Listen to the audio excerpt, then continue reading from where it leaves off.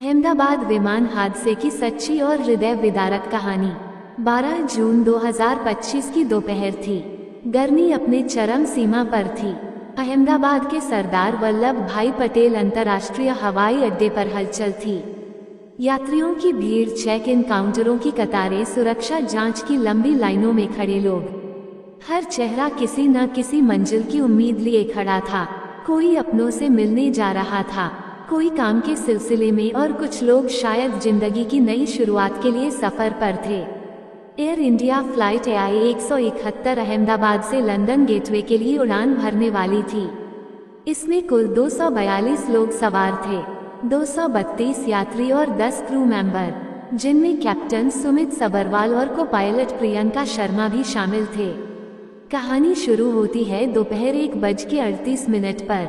विमान ने उड़ान भरी। कैप्टन सुमित सबरवाल ने कॉकपिट से यात्रियों का स्वागत किया और फिर विमान को हवा में ले गए।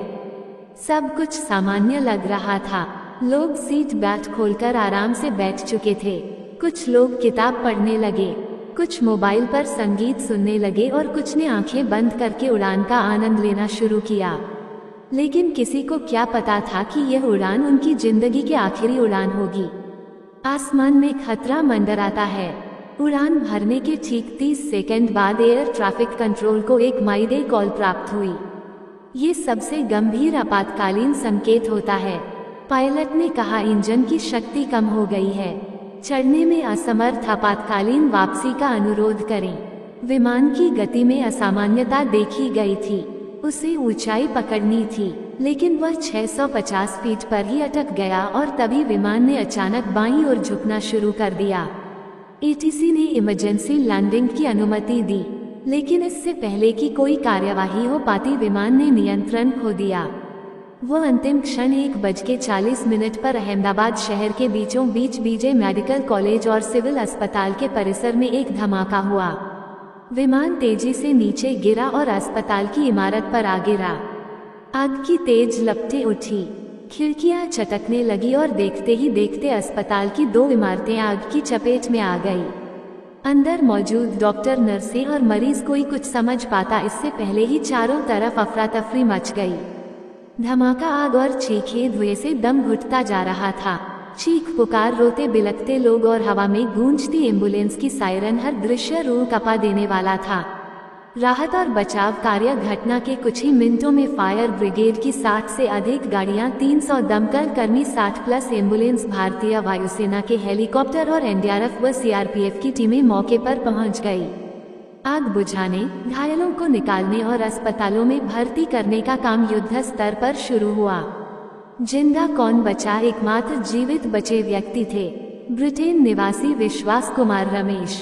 वह विमान की पिछली सीट पर थे और दुर्घटना के समय सीट के ऊपर गिरे एक धातु के फ्रेम के कारण आग की चपेट में आने से बच गए।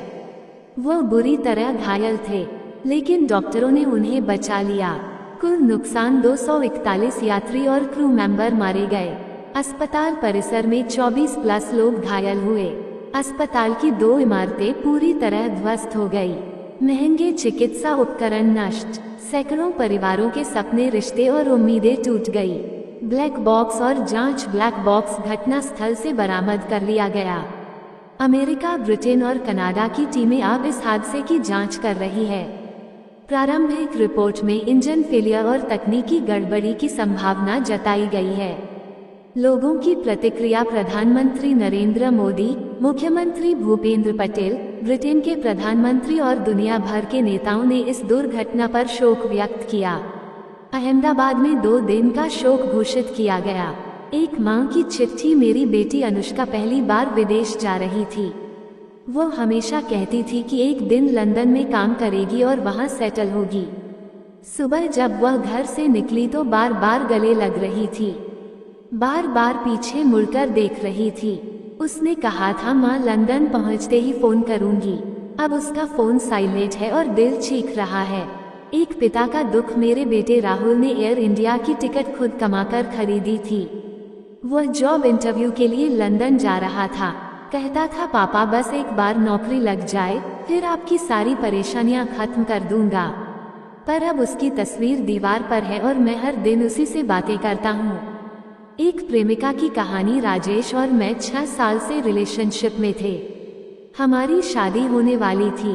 उसने मुझसे कहा था बस लंदन से लौटते ही तुम्हारे पापा से बात करूंगा। अब मेरा सिंदूर सुना है और मेरा सपना अधूरा। ये हादसा केवल एक दुर्घटना नहीं बल्कि एक चेतावनी है। ये दिखाता है कि तकनीक और सुरक्षा कितनी भी उन्नत हो जाए, एक छोटी सी लापरवाही पूरे समाज को झकझोर सकती है। ये कहानी उन 243 आत्माओं को समर्पित है जो उस दिन आकाश से गिरकर धरती पर अमर हो गई। उनकी यादें, उनकी हंसी, उनके सपने सब अब सिर्फ यादों में है। लेकिन जब भी कोई विमान उड़ान भरेगा, जब भी कोई माँ बेटी को विदेश भेजेगी, जब भी कोई प्रेमी वादा करेगा लौटने का, तब ये कहानी फिर जिंदा हो जाएगी। क्योंकि यह थी एक उड़ान जो कभी लौट कर नहीं आई। हे परमपिता परमात्मा, हे करुणामय प्रभु, हे जीवन दाता, आज हम सब गहरे शोक और पीड़ा में डूबे हुए हैं। 12 जून 2025 के अहमदाबाद विमान हादसे में जिन निर्दोष लोगों ने अपना जीवन खोया है, उन सभी दिवंगत आत्माओं को हम आपके चरणों में समर्पित करते हैं। हे प्रभु, उनकी आत्माओं को अपने पावन श्री चरणों में स्थान दीजिए। उन्हें मोक्ष का मार्ग प्रदान कीजिए। उनकी अधूरी इच्छाएं पूर्ण हो, उनके कष्ट शांत हो। जहाँ कहीं भी वे हो वहाँ उन्हें शांति, प्रेम और मोक्ष प्राप्त हो। हे करुणामय ईश्वर, उनके परिजनों को यह असहनीय दुख सहने की शक्ति दीजिए। उनके टूटे दिलों में आशा और धैर्य का दीपक फिर से जलाइए। आप ही शरण है, आप ही सहारा है। ओम शांति शांति शांति। ईश्वर से यही प्रार्थना है कि वह सभी दिवंगत आत्माओं को अपनी दिव्य शरण में स्थान दें और उनके परिवारों को इस अपार दुख को सहने की शक्ति प्रदान करें। और कमेंट बॉक्स में उन सभी दिवंगत आत्माओं के लिए ओम शांति जरूर लिखें। आप सभी का दिल से धन्यवाद।